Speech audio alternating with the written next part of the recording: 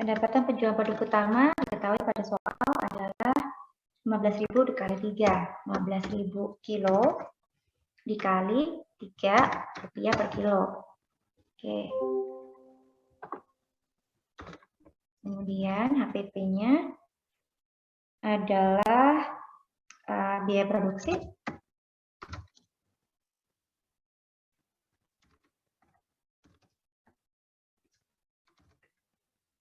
Biaya produksi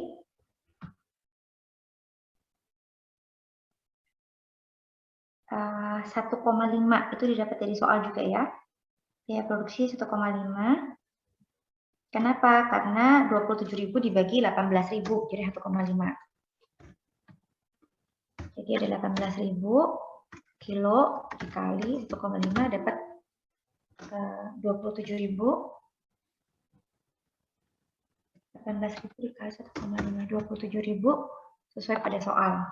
Lalu biaya produksi ini dengan biaya pengganti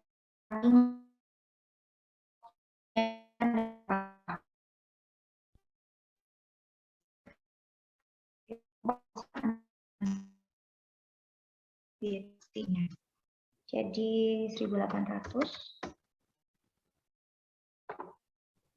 Bu, mohon maaf. Ya. Share screen-nya belum ganti ya, Bu? Oh, ya ampun. Sudah belum ini? Sudah, Bu. Terima kasih. Oke.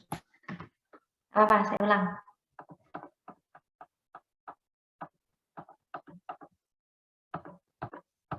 Oke. Pendapatan 45.000 pada soal, kemudian HPP yaitu biaya produksi. Biaya produksi diketahui, jumlah biaya produksi untuk 18.000 kilo produk utama adalah 27.000. Jadi biaya produksi per unitnya adalah 27.000 dibagi 18.000 sama dengan 1,5. Jadi di sini didapatkan biaya produksinya 27.000 atau 18.000 dikali 1,5. Sudah. Lalu kita hitung kemudian replacement cost yang didapatkan dari nilai pasar. Nah, replacement cost ini akan mengurangi biaya produksi tadi. Jadi, replacement cost-nya kita akan kurangi ini. 1.800 sehingga kita akan dapatkan hasil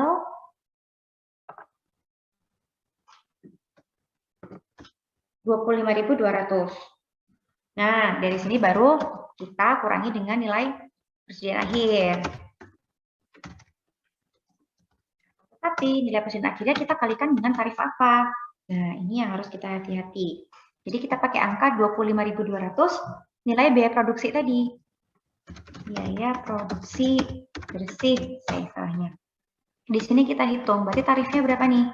Untuk menilai persediaan akhirnya per unitnya. 25.200 dibagi bukan 15.000 yang terjual ya, tapi 18.000 yang diproduksi. Sehingga dapatlah 1,4 rupiah per kilonya. Nah, maka nilai persediaan akhirnya kita kalikan dengan tarif 1,4. Yaitu persediaan akhirnya berapa tadi? 18.000 dikurangi 15.000 ya. Ada pada soal 3.000 dikali nilai per unitnya 1,4. 4.200. Seperti ini. Lalu dari sini kita akan dapat HPP-nya yaitu 21.000. Oke. Pendapatan dikurangi HPP, dapatlah gross margin. Laba kotor, laba bruto 24.000. Nah, lalu ada biaya lain-lain seperti diketahui pada soal, ada biaya marketing dan admin dan general sebesar 4.000. Sehingga akan mengurangi laba kotornya, dapatlah hasil 20.000. Ini adalah EBITDA-nya atau laba bersih.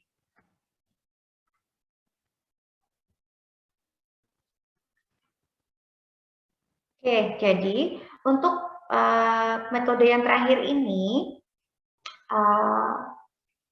perbedaannya adalah menggunakan replacement cost, menggunakan nilai replacement cost ya, yang merupakan nilai pasar ya. Jadi nilai pasar yang diambil menjadi replacement cost dan itu mengurangi biaya produksi. Nah, semua biaya yang mempengaruhi valuasi persediaan akhirnya. Jadi ingat, ketika ada biaya yang mengurangi biaya produksi di bulan berjalan, kita hitung dulu tarif per unitnya berapa untuk biaya produksi bersih atau biaya produksi yang benar-benar dijadikan patokan dalam valuasi persediaan akhirnya. Nah, jadi kalau ada pengurang terhadap biaya produksi, itu harus kita hitung ulang dulu. Jadi berapa sih biaya per unitnya? Nah, itu menjadi tarif dalam valuasi nilai persediaan akhir. Nah, jadi ketika kita hitung ternyata 1,4, berarti nilai persediaan akhirnya adalah total unit persediaan akhir dikali dengan nilai tersebut. Berbeda dengan ketika ada biaya yang mengurangi HPP, beda ya. Jadi biaya mengurangi HPP dengan biaya mengurangi total biaya produksi di bulan berjalan, itu efeknya akan berbeda. Mana tadi yang mengurangi HPP? Nah ini, kalau mengurangi HPP artinya biaya produk bersamanya tetap, nilai persediaan akhirnya tentunya tetap, ya. Kemudian HPP-nya sudah diketahui, lalu dikurangkan lagi. Nah, jadi ini mungkin lebih jelasnya seperti ini supaya nggak bingung. Kenapa kok berbeda? Kenapa kok beda lokasi, beda posisi kok langsung berbeda hitungannya? Ya, karena beda maknanya. Nah, begini. Jadi, seperti ini. Ini yang menyebabkan kenapa kok ketika sebuah biaya itu mengurangi atau sebuah nilai itu mengurangi HPP, itu tidak ngefek ke nilai persediaan akhirnya. Karena apa? Karena HPP-nya udah dihitung, HPP-nya 50.000. Gitu. Jadi, tidak mengganggu atau tidak menginterupsi proses perhitungan HPP-nya. Biaya produk di bulan berjalan dikurangi dengan nilai persediaan akhir, dapatlah HPP. Ini HPP. HPP-nya 50.000. Akan tetapi karena ada nilai yang kita kurangkan, maka sebelum kita menghitung gross margin, kita kurangkan dulu dengan nilai tersebut. Jadi 50.000 dikurangi 4.000 sama dengan 46.000. Nah, makanya pakai pendekatan ini tidak akan merubah nilai persediaan akhirnya. Tidak perlu kita hitung ulang. Nah, berbeda kalau sifat dari pengakuan nilainya adalah mengurangi biaya produksi di bulan berjalan. Akan berbeda. Contohnya seperti ini. Biaya produk bersamanya 60.000, kemudian penjualan di by product di bulan berjalan adalah 4.000, maka ketika mengurangi biaya produk di bulan berjalan, akan mempengaruhi biaya produksi dan akan mempengaruhi nilai persediaan akhirnya. Nah, karena biaya produksi menjadi 56.000, dengan total yang diproduksi, total yang diproduksi di kasus ini adalah 30.000 unit, maka tentu biaya per unitnya berbeda.